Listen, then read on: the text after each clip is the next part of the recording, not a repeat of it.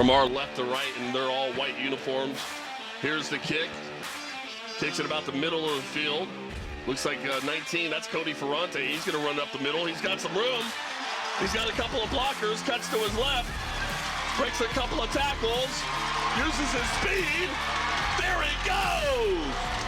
Touchdown, Calaveras! What a great way to start the homecoming game, to get the crowd into it immediately. What a play. The first time he touches the ball, he takes it to the house for 6 points. Welcome, everyone. Thank you for tuning in to Let's Talk Football with Coach Val. I'm your host, Gil Valtierra, the voice of Calaveras football.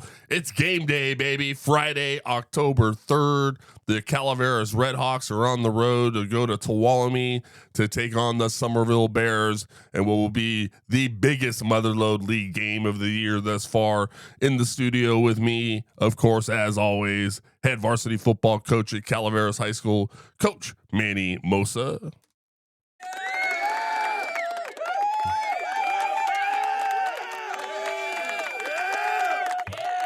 It's early, Coach. Delayed. I wonder if I did something wrong.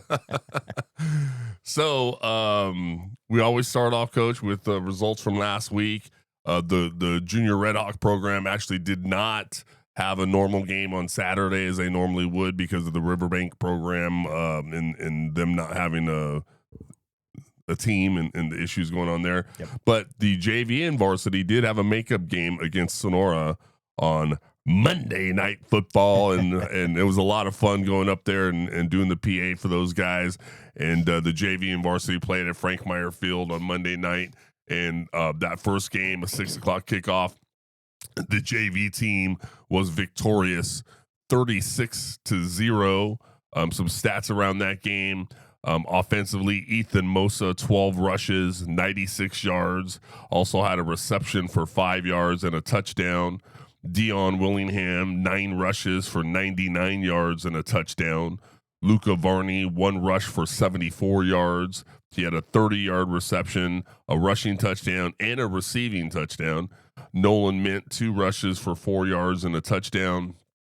Greg Mills, 2 rushes, 12 yards, 2 for 4 passing, and a 30-yard touchdown pass. The O-line paved the way. Drew Stevens, Braden Rowe, Ben Montgomery, KJ Manoa, Landon Carneseca, Gannon Lefebvre. Total of 285 rushing yards and 30 passing yards and 5 touchdowns. So pretty good job offensively. Defensively, Tyson Thornburg, 2 tackles for a loss and a sack. Ben Montgomery, 5 tackles, a tackle for a loss and a sack. Gannon Lefebvre, 5 tackles. Luca Varney, 2 tackles, a solo tackle and a tackle for a loss. Dion Willingham, 3 tackles and a tackle for a loss. Nash Kamenzen, a tackle and a sack. Cooper Watson, 3 tackles. Landon Carneseca, 3 tackles. Levi Weldon, a tackle and a tackle for a loss. Ethan Mossa, a tackle for a loss. Preston Trillo, a fumble recovery. Greg Mills with a tackle.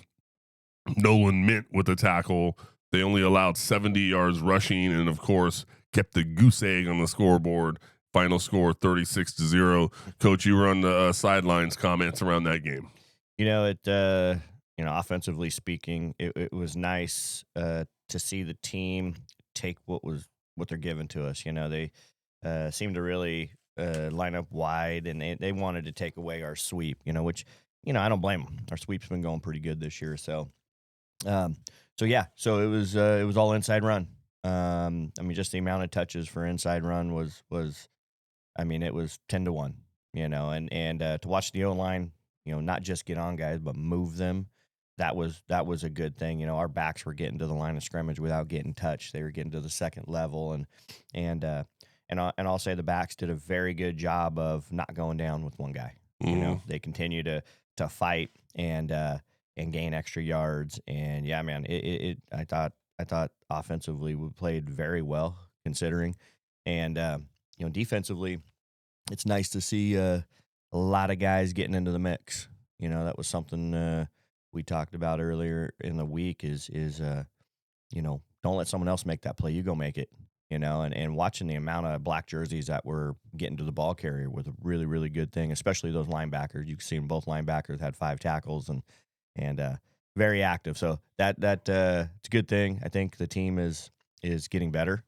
We've had a lot of conversations, um, about not just being good enough, Mm-hmm. and we want to make a run here. We want to get into the playoffs. We want to challenge those teams that we lost to already. Right. 'Cause we're gonna see one of them, no question. So that's the ceiling, that the kids and the coaches have been talking about down there. We just got to reach it.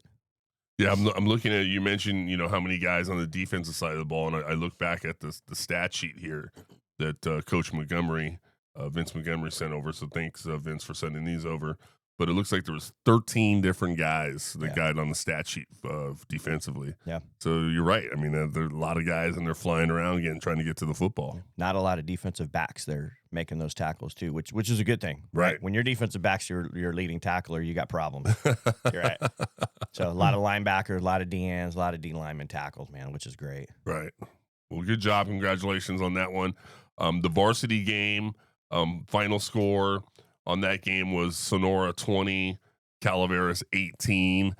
Those of you that were there knows that was a heartbreaker. Calaveras had the lead 18-6 with, I don't know, there was 4 or 5 minutes left in the game. Yeah. Sonora scores, they kick it onside, they get the ball, and they go down, and with like 10 seconds left in the game, they end up scoring. And then Calaveras tried, nice little run there by Cade Steele at the end to get down close, but just couldn't come back and try to get it at the end. So very entertaining, good football game, but a heartbreaker for the Calaveras fans because they led the entire game. Mm-hmm. They led the entire game until the very end of it, which kind of, I guess, is a lesson on you got to keep playing, right? Yeah, and I think, I don't know, sometimes close games like that, I feel like sometimes players want to do too much, fundamentals.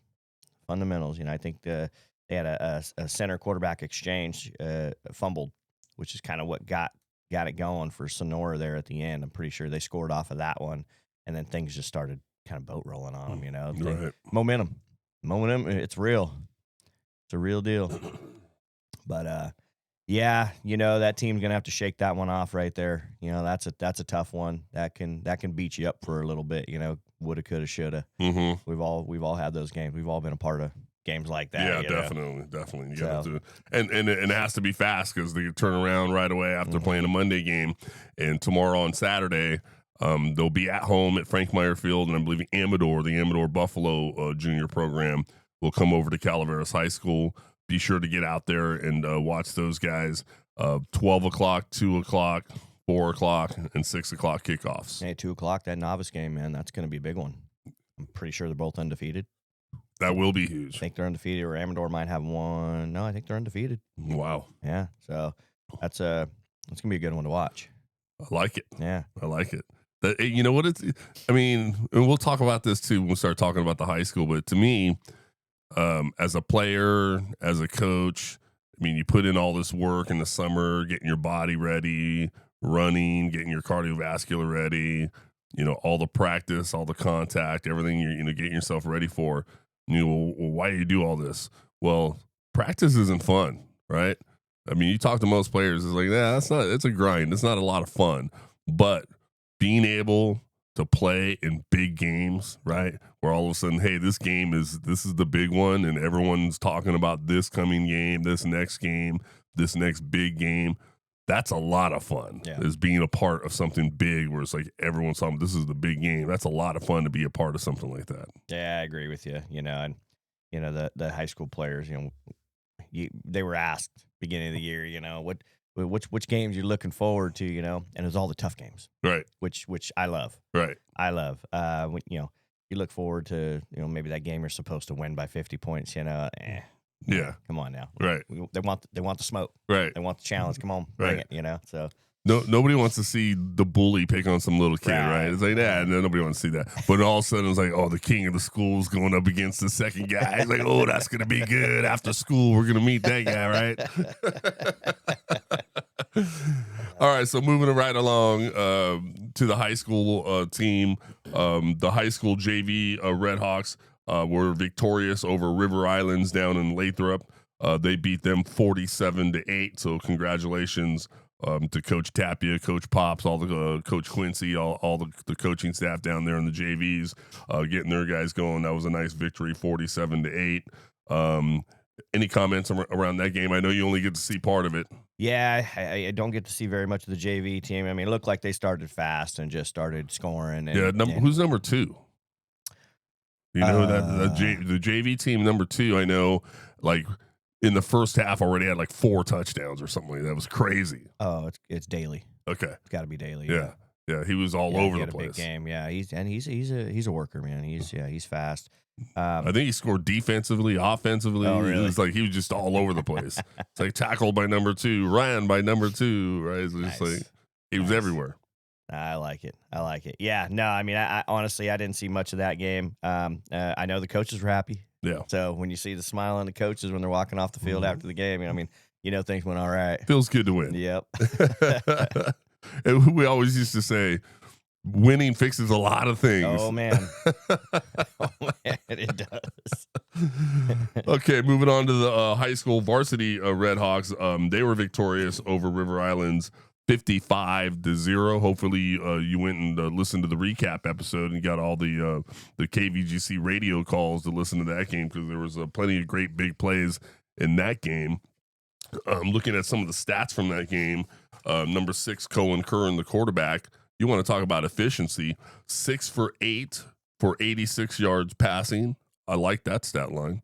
And 5 rushes for 66 yards and 2 rushing touchdowns. Was that Jalen Hurts or what? I mean, what is that? What kind of stat line? That's Cohen Curran there.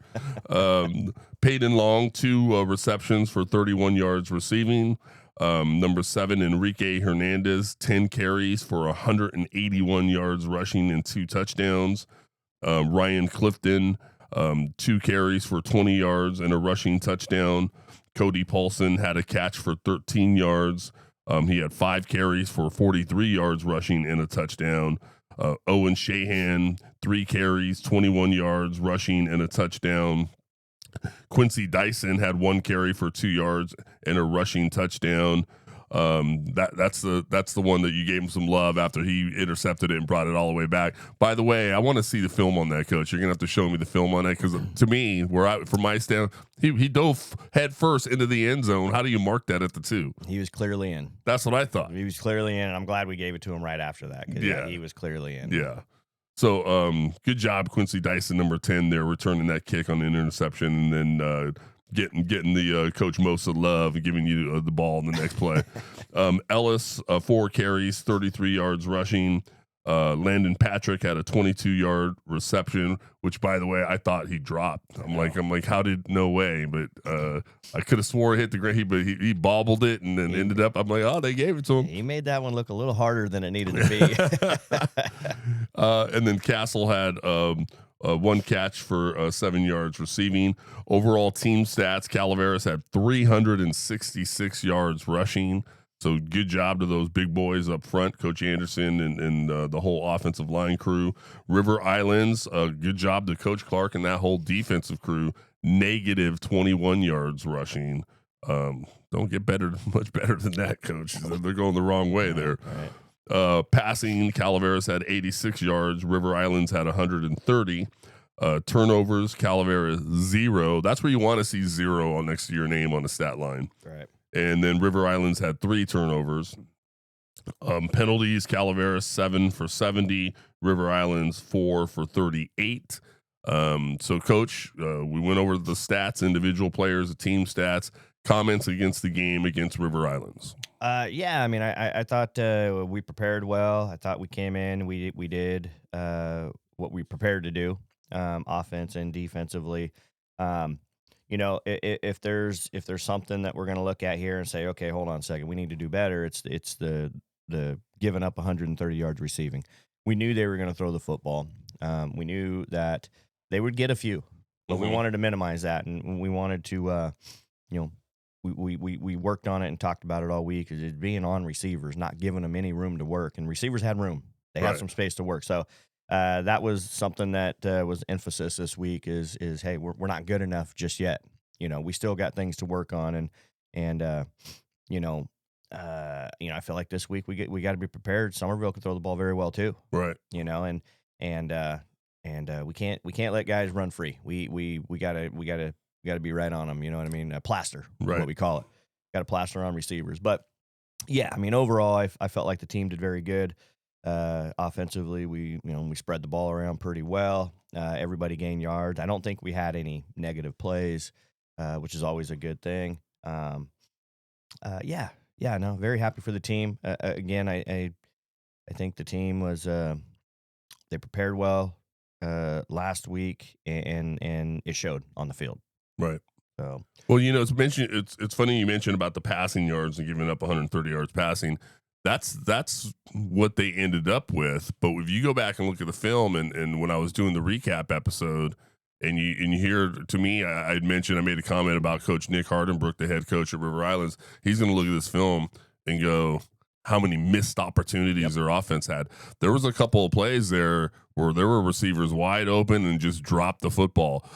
There was one that was just right off the shoulder pads of a player. It was a perfect throw. He was wide open, nowhere near him. It easily would have been a River Island touchdown, and it was dropped. There was another instance where the receiver was wide open and it was just underthrown. The quarterback just underthrew him, so the receiver was unable to kind of come back to it and get the football. So there were some plays. I mean, if you put those plays and all of a sudden mark those as catches, that 130 easily is more like 200 yards receiving. Yeah. And then you're absolutely right. You're going, whoa, wait a minute, what's going on here? Yeah. And maybe there's points on the board too. Right. No, you're absolutely right. So it's something things to work on. We need to get better at it. Yep, absolutely, because it's not going to get any easier. Right. It's one thing to play a team that passes the ball and they're going to pass the ball. It's another to play a team that runs the ball very well and can pass the ball. That is a lot tougher. It is a lot tougher. And you and I talked about it last week before playing River Islands, that these teams that run spread offenses, that spread everybody out, that even if they've showed from their record or previous games that they're not doing so hot or they haven't won that many games, that type of offense can strike quick and can hurt you. And I think those were examples of plays that, this is exactly what we're talking about, what we had to try to avoid.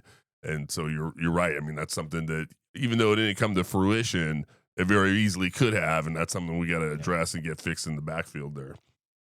So, any other comments around the River Islands game? And I mean, it was their homecoming night. I mean, I was on the home side, set up to do the KVGC radio call, and they were loud. There was a big, huge crowd, and it was kind of interesting because at Frank Meyer Field, the Calaveras faithful, they're very intelligent, smart fans, right? So when things ain't going right, you can hear a grumble in the stadium. They're what the heck's going on here, right?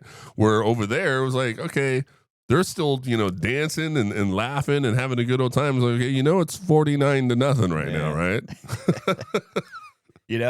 I'll say I think they got something going on over there. I really do. I think. I mean, the school is beautiful. Right, new school field. You can see there's construction everywhere. Right, they're still continuing to build. But yeah, the fans were there. They were into it. Their homecoming.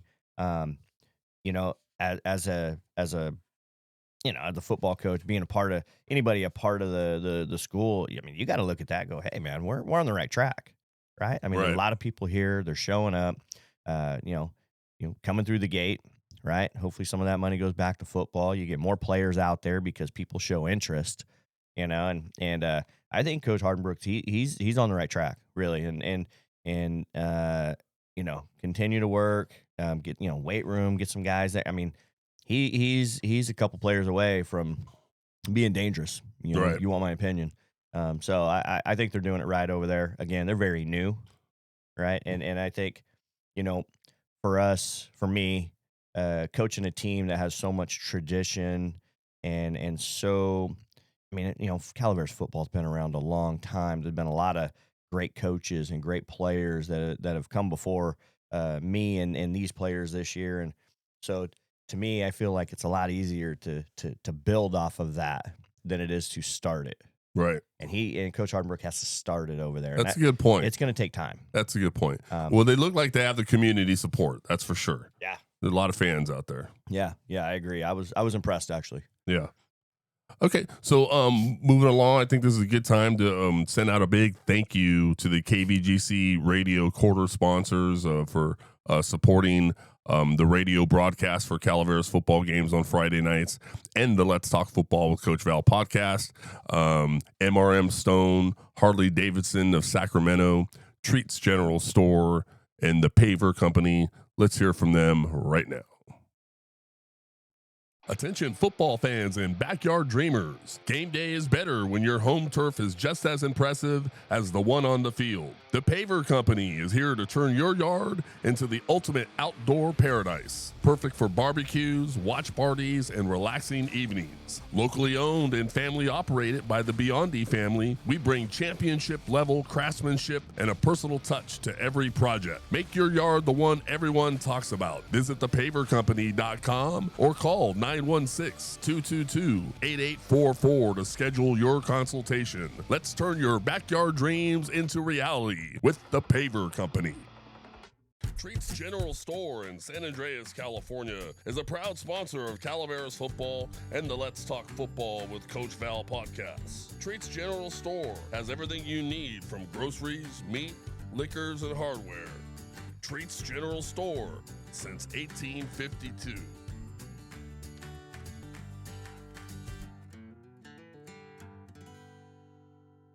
Experience the exhilaration of the open road with a Harley-Davidson test ride booking. We understand the unique thrill that only a Harley can deliver. We are dedicated to providing our fellow riding enthusiasts with an unparalleled test ride experience. Whether you are a seasoned rider or just starting out, our diverse range of iconic motorcycles is waiting for you to take them for a spin. Book your test ride today and feel the unmatched power, style, and legacy that is Harley-Davidson. MRM Stone has over 1,000 natural stone selections, fabrication services, and delivery available. Stop on by 2173 Highway 12 in Valley Springs or go to mrmstone.com. Give us a ring at 209-763-5761. MRM Stone, your masonry and landscape stone supplier. All right, welcome back, everyone. Our next segment is from what we call From Around the League, where we talk a little bit about what's happening around the Motherlode League. This past week, Big Valley lost to Linden 40-0.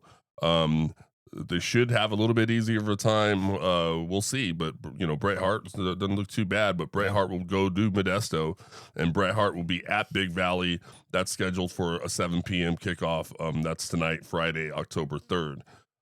Bret Hart beat Millennium 41-0, 41 points. That's doing pretty good. That's a good win. And of course, as I mentioned, Bret Hart now goes to Modesto, and they'll be at Big Valley for a 7 p.m. kickoff. Linden, they beat Big Valley 40-0. Now Linden will be at home as River Islands comes in to Linden, and that's scheduled for a 7 p.m. kickoff as well. Millennium, as I mentioned, lost to Bret Hart 41-0. They'll be at home, and Riverbank will come into town. It'll be Riverbank at Millennium. That's scheduled for a 7 p.m. kickoff. Riverbank lost to Summerville 49-0. And then, as I just mentioned, Riverbank will be at Millennium, 7 p.m. kickoff. River Islands lost to Calaveras, 55-0. Now River Islands will be at Linden. Summerville beat Riverbank 49-0. And as we will get going here pretty soon and talk about, Calaveras will be at Summerville tonight, October 3rd. That's a 7 p.m. kickoff. And last week, Calaveras beat River Islands 55-0. And, of course, the big game now at Summerville. Some comments around any of those scores and this last week or even tonight's games? Well, I got to tell you, this week it's been all Summerville. Mm-hmm. It's been all Summerville. The focus has been great. No offense to anyone. We haven't paid attention to anybody else this week. Right. It's all Summerville. team came in this week and laser focused, and we know that Summerville's a good football team, and we know that everything goes through them. Right. This is the you know this is the test. You know, they're 4-1, 2-0 in league. You know, this is the first, how should I say, league deciding game. You know, this like I said, it's just been laser focused all week long. What do you need to do to help the team win the game? You know, so looking forward to it. I mean, we said it Monday. We wish the game was tomorrow. I mean, we just been ready to go. The players are. I don't know that I've seen them as focused as they have been this week, with everything, every detail of the plan. So really looking forward to it tonight. Got a long bus ride. That's the one thing I'm not looking forward to. Bus rides I hate those. But yeah, man. Can't wait to get on that field. Can't wait for 7:00. Get this thing rolling. Absolutely. Some other games around the area. Amador lost to Liberty Ranch 40-26. You know, I see that score, Coach, and I think that's not that bad. Liberty Ranch has just been hammering teams. Yeah.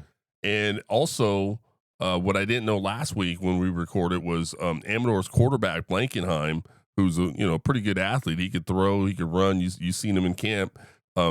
He's injured. And he's out like 5 weeks. He's done. I did not know that. And so this was going into play Liberty Ranch without your starting quarterback, and they only lost 40-26. So the rest of those guys rallying to try to, that's, to me, even though they lost the game, that's a pretty good showing for them. I think that's respectable because Liberty Ranch is no joke. Absolutely. Yeah, they're good this year. So they end up falling 40-26, but they'll come home now to Sutter Creek, where Bradshaw will come into town. It'll be Bradshaw at Amador. That's Friday night tonight, 7:30 p.m. kickoff. Their league kicks off at 7:30. The Motherlode's at 7.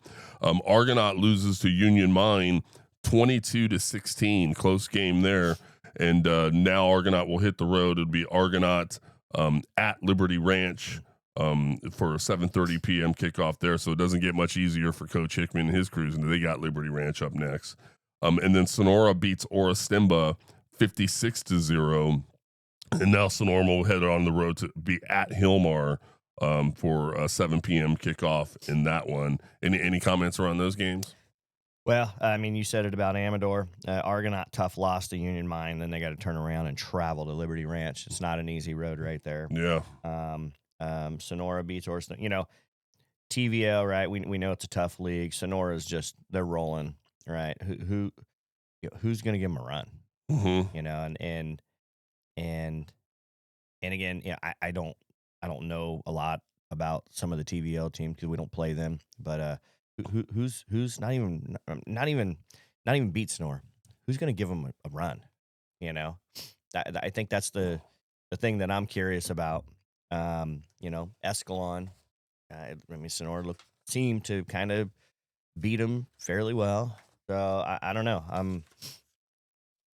You know, it's funny you mentioned that because as I was putting together some of these scores and I'm looking through and doing all that stuff, and I look at Sonora's schedule, and so far this year, they've offensively have put up 32, 51, 62, 35, 49, and 56 in, what's that, 6 games?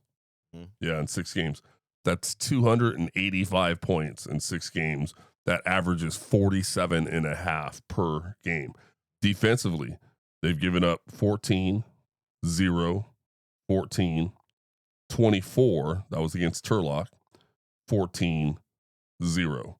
That's 66 points. That averages 11 points per game. So offensively, they're moving like a well-oiled machine, and defensively, they're stingy and they're stopping people. So they've got a combination between those two things going that's just unbelievable.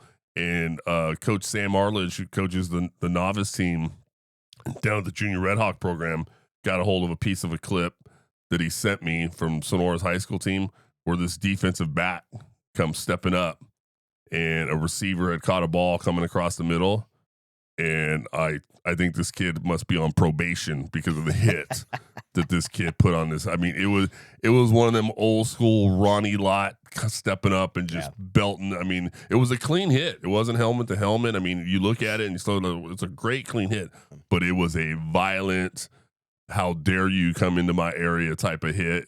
And it was like, oh boy, it's like, the next time that receiver comes across there, he's going to, we used to call alligator arms. Yep. Oh yeah. Yeah. So that's a good question. I mean, you got Hilmar, you got Houston. Houston's pretty good, and then you got Ripon and Ripon Christian. And is there any of them going to be able to play with these guys? And I think that's a good question. Hey, Hilmar's notorious for stepping up in a game like this. They're notorious for it over the years. Right. So curious to see. But Sonora's rolling, man. They are like a runaway freight train. All right, so looking at the Motherlode League standings, as Coach Mossa mentioned, Summerville at the top of the mountain there. They're 4-1 overall, 2-0 in league. Calaveras is 3-2, 2-0 in league. Linden is 3-2, 2-0 in league. Bret Hart is 2-3, 1-1 in league. Big Valley's 1-4, 1-1 in league. River Islands is 1-4, 1-1 in league. River Bank is 1-4, 0-2 in league. And Millennium 0-5, 0-2 in league. Any comments around the Motherlode League standings, Coach? No. I think things are starting to shake out. We're starting to see league teams play. All Each the coaches other. starting to get some film. Uh-huh. Yeah. Everything's starting to shake out a little bit here. So, what are we, week 3 of league now? Yep. Yeah. No. Yep. We're gonna find out real quick. And you know what? It's week 3. It's a little cooler. We had a little bit of rain this week. You gotta love it. I mean, it's football. It's football season. You gotta love it. Officially. Absolutely. All right, so moving on to what we call the next level action. The Delta Mustangs out of Stockton, they beat Merced 49-24. Congratulations to Coach Barlow and his crew. That puts Delta at 3-2 on the season. And from being 0-11 last year, 3-2 suddenly looks like they may throw a ticker tape parade for Coach Barlow down in Stockton over there. So congrats to them. They'll be on a bye this week. I'm sure they'll use that time to get ready for their next opponent. Modesto Junior College, they beat American River 38-14. That puts them at 3-2. They're coached by Rusty Stivers. MJC also on a bye this week. Sierra College loses 48-28 to San Francisco. Also Sierra College on a bye this week. And Sierra College drops to 1-4 on the season so far this year. UC Davis gets back on the winning side of things. They beat Weber State 34-12. And tomorrow on Saturday, October 4th, a 5 p.m. kickoff, UC Davis will head on the road to Cal Poly. And what I learned over there, we went down to Pebble Beach this past New Year's, going into from 2024 to 2025, and I found out that they call that whole area, the next town over, where the college town where Cal Poly is, they call it SLO. Oh yeah, SLO, right? San Luis Obispo. You didn't know that? I didn't know that. Oh. And everybody's like, "Oh, you going to SLO?" I'm like, "What's this guy talking slow? about? What is SLO?" I ran a 4.6 full. Why are you saying slow? But that's San Luis Obispo. So UC Davis headed down to that area to take on Cal Poly. That's Saturday, October 4th, 5 p.m. UC Davis, coached by Tim Plow, is 3-1 on the season. That should be a pretty good game. Cal Poly's pretty good. And Sac State, they loses to Cal Poly. Speaking of Cal Poly, 32-24. Sac State will be on a bye this week. They're coached by Brennan Marion. And so far, Sac State this year is 2-3 on the season. And then, of course, I've got to finish off with the blue and gold, the California Golden Bears, as they beat Boston College 28-24 in what was a fantastic football game. I have the ACC network, so I was able to watch that game, and it was a really good football game. They kind of came back towards the end. They had that big tight end. They found it in the corner, and their quarterback was able to find him in the end zone. The announcers found a new nickname for the quarterback. So his entire name is Key. It's like I can't even say it now. Don't ask me. The last name is Sagapulu Tele. Sagapulu Tele. There you go. The S. Then it's like Kavion, or there's three. So they're giving him like, the KVS or whatever. They just call him the 3-digit name because they're tired of saying Sagapulu Tele. But he had a great football game. So Cal beats Boston College 28-24. They're 4-1 now on the season, and on tomorrow, Saturday, 7:30 p.m., they'll go back to Berkeley at home, and they'll have Duke coming into town, which is kind of interesting. You think ACC, right? And you got, here's Cal, who's always on the West Coast playing those late games at 7:30 in the evening, and suddenly they got a 12:30 in Boston, right? Yeah. So it's like a complete different part of the day. They go all the way to the East Coast. They get a W. And now you got Duke doing the same thing. Duke's in the East Coast. They're coming all the way to California for a late 7:30 p.m. kickoff game. So it'll be interesting how they handle that as well. So that'll be an interesting game. Duke, do they play football at Duke? Like, apparently, I thought that was just basketball school. Typical Cal Bear fan. All right. So any comments on any of those next level action, Coach? Well, I'm curious. So ACC, how many conference games have they played so far? Boston College was the first one. That was the first one. That was the first one. So hey, man, they're 1-0. They're 1-0 in their conference, right? I mean, you win your side of the conference, right? You get into that championship game. I mean, that's ultimately that's the first goal, right? Yeah, Florida State will be the real deal when they got to play Florida State, and although Virginia might have something to say about that, right? Oh man. I couldn't believe. Did you see the I've seen in all my years, I've seen fans, go out onto the field, tear down goalposts. The old Cal Stanford game, the tuba player gets run over. You see all that, but I've never seen a field get taken over that quick. They were there in sprinter stances. Yeah, they were ready to go. As soon as the gun went off, it was like they just attacked the field. Wild, dangerous. Yeah, for the players. Yeah, and even the coaches, they were just like, "Whoa!" They didn't know what to do. It just happened so fast. I couldn't believe it. Never seen it happen that fast. Big win, man. Yeah, it was big win. All right, so moving on, we're going to talk about this week in practice, and let's talk a little bit more about the game at hand tonight, which is the Summerville Bears.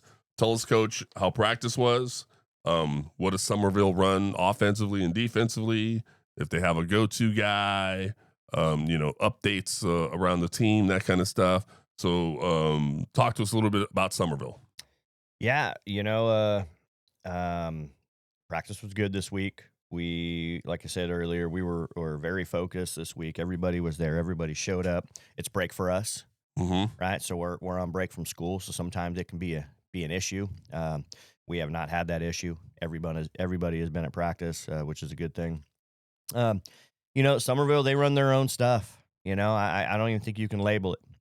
It's what they run. They're very good at it. A lot of shotgun, a lot of power run, a lot of pulls, a lot of sweeps. They can throw the ball very well. You have to be ready for everything. There's no question. Their quarterback is their guy. He not only runs the entire offense, but he's very dangerous and athletic himself. If you give him space to run the football, he's going to run the football. And Coach Laverouse's kid, he's good football player. Right. So, for us, it all starts with him. And then it branches out to the other players, and they have a lot of good players. They're look, it's a home game for them.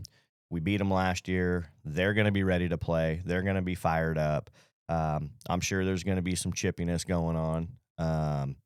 So it's going to be a wild one. In terms of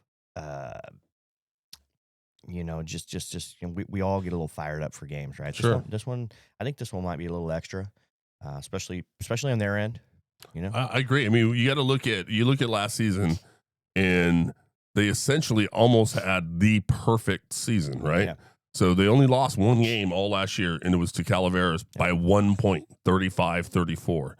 Then they move on and win the section, win the state, and so they essentially go almost undefeated, 14-1 on the year. Their only one loss being by 1 point to Calaveras. Yeah. So it's like that one little blemish on that one season. And so any returning players are going to remember that and go, those are the guys we want. We want to show that shouldn't have happened. Yeah. And when you look at common opponents for this season, right? Obviously, as well as I do, every year it's okay, a little bit of a different team. You got, returning players, we got new players stepping up, all that good stuff. So new dynamic. But you look at common opponents for this season, this year, this team. Summerville already lost to Ripon Christian.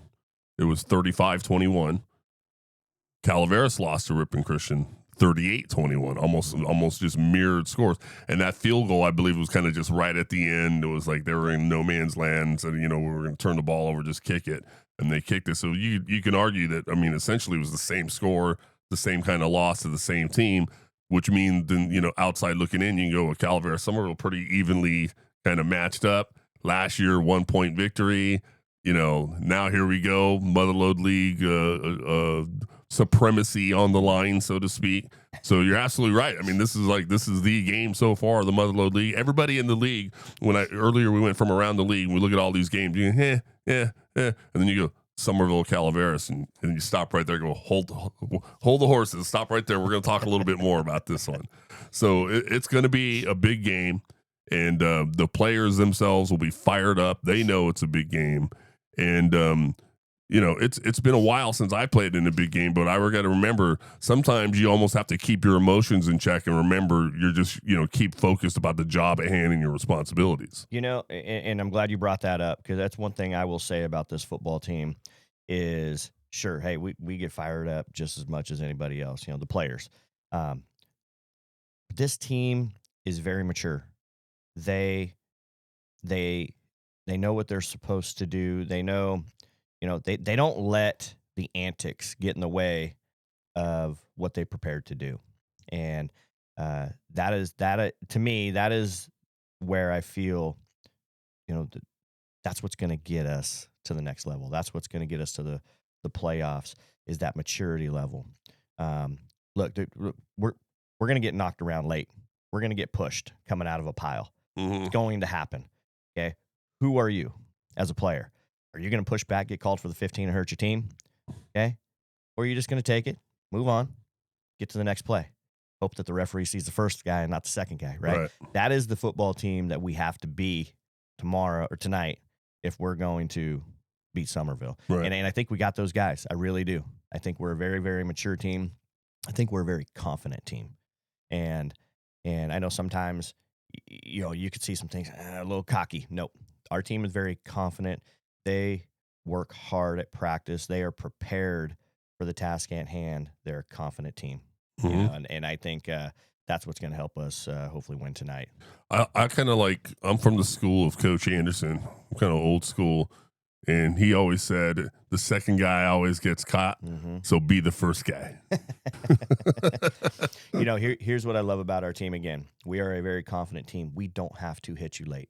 Right. Okay. None of our players feel that they need to get that cheap shot on you. Right. Because they're confident enough to know that they're going to handle the job in between the whistle and the snap. Right. That's what I love about this football team.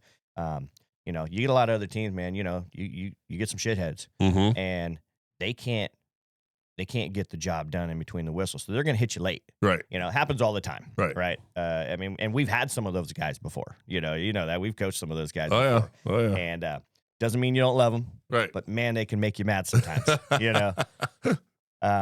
Again, that's what I really like about our guys. We're going to put you in the dirt, but it's going to be before that whistle's blown. Right. So I'm looking forward to that. Right.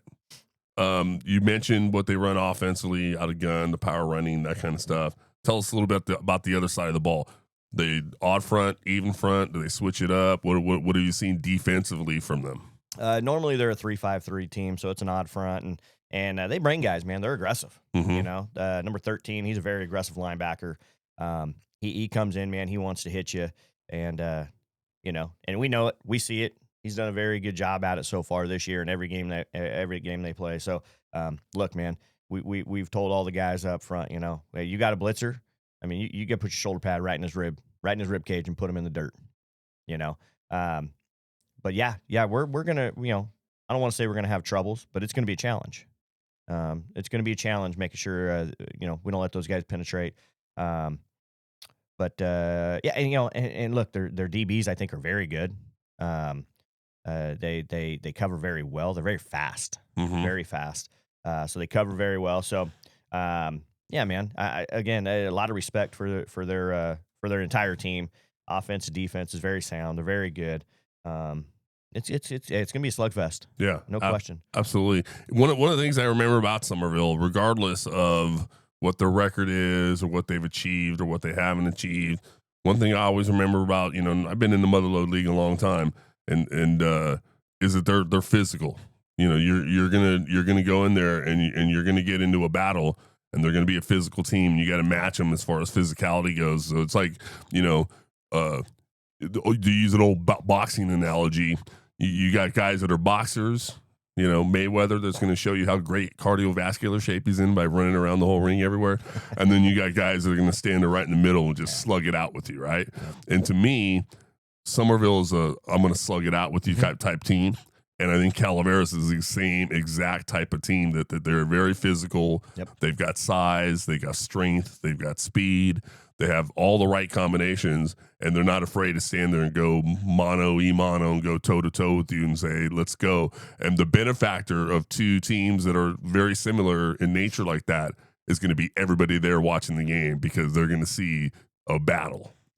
Yeah. No, I anticipate seeing a lot of red in the Summerville stands over there. I hope so. A lot of red tonight. Yeah. No, it's gonna be a good one. Okay. Looking forward to it. And then, so we talked a little bit about their offense or defense. You talked about their quarterback being, obviously pretty good, and returner from last year, state championship team, number 13 on defense. Any other comments around the game, and anything at all, other than, at this point, it's all been said. It's all been, it's time to go. I don't think there's any secrets at this point. Summerville's always been known to have a little trick up their sleeve. So, something we talked about and went over this week. I mean, that's going back to when I played, in the late 90s. They always got something. Coach Upchurch brought up they used to call it the bloody bucket, Oh, yeah. I remember that, the extra point. Yeah. So, I mean, and I think it's kind of cool on their part, to have those things up their sleeve and pull them out occasionally. I think it's a cool thing. We got to be prepared for it, and I think we are. What's that other one they used to run? They gave it a funny name too, where it's a weird formation and that tight end ends up streaking up the field. I forget what name we used to give that. I forget. But you're right. They always have something weird. You go, what the heck is this? And no, I think this is a game to me where you lean on your fundamentals. From a player standpoint, you have to be fundamentally sound. You can't let all the hype get in your head. You can't let the noise of the crowd get in your head. You can't let the other team talking some trash get in your head. You have to do what you've been coached to do for the last 10 weeks or so this year. Just that to me is what's going to win the game. It's not going to be the trick play. It's not going to be that, right? It's going to be being fundamentally sound, limiting the mistake, limiting the penalties, and then just playing your ass off. Right. I heard, in all my years of being in the business world and all that stuff, and I heard a speech from an ex-Navy SEAL guy, and one of the things he said is that in times of stress, or in times of, when it's like, okay, here's the moment, right? We're going to go in, we're going to get this thing done. When all of that happens, you have to your body naturally will default to its last training. Like what are you trained to do, right? You'll default to that. So even when you're not sure what to do, you're going to default to your training. And so what I hear you saying is that you're going to hear a lot of noise, you're going to hear a lot of chatter, you're going to hear all this, exterior stuff that's going on, but do what you've been doing at practice, do what you've been coached to do, and default to your training. You're going to end up just fine, and you'll like the result. Yep, absolutely. All right. Well, hey, we're going to get going here, Coach, on, it's a big game tonight. So Coach Val's rant for this week is centered around the big game.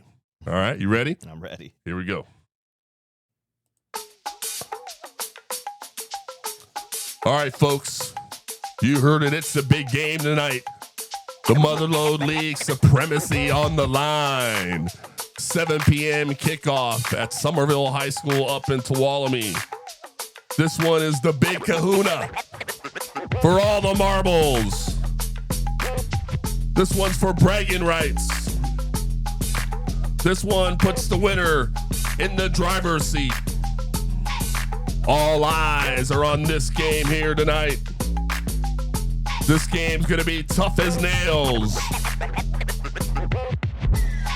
This game will be the ultimate test of grit.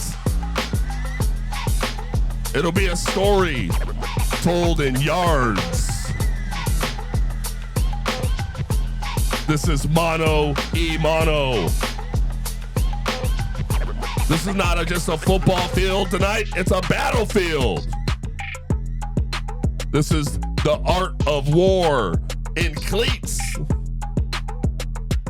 A tornado and shoulder pads. This is Goliath versus Goliath.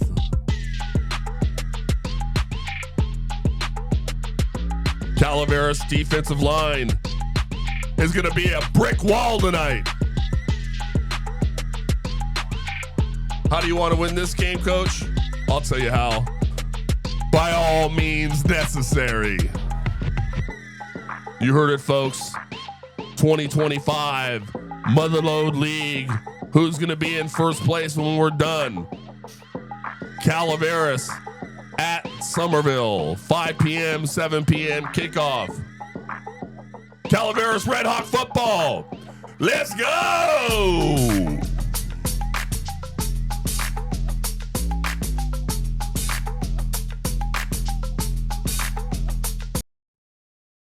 There you have it, Coach. Let's go. Let's go. Get these guys fired up and ready to go. If you're not fired up by now, then you know what? You better breathe on a mirror and check yourself. Go get checked out, because this is football at its best. Friday Night Lights at its best. Be sure to get down or get up to Tuolumne, Summerville High School to watch this game. Bring your smart speaker, bring your phone. Be sure to download that KVGC radio app and listen to yours truly and Greg Stark bring you all the live play-by-play action. You're not going to want to miss it. It's going to be a battle, like I said. Coach, any last comments? Nope. None at all. Let's get her done. Yep.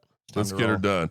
All right. Well, hey, I want to appreciate, thanks to Coach Mossa for taking time out of your busy day. Really appreciate you. Thank you. And want to remind all our listeners out there to follow us on Facebook and Instagram at Let's Talk Football with Coach Val. And be sure to tune in every Friday for a brand new episode of Let's Talk Football with Coach Val. And see you out there tonight. Until next time, we are out. From our left to right, and they're all white uniforms. Here's the kick. Kicks it about the middle of the field. Looks like 19, that's Cody Ferrante. He's going to run up the middle. He's got some room. He's got a couple of blockers, cuts to his left, breaks a couple of tackles, uses his speed. There he goes! Touchdown, Calaveras! What a great way to start the homecoming game, to get the crowd into it immediately. What a play. The first time he touches the ball, he takes it to the house for 6 points.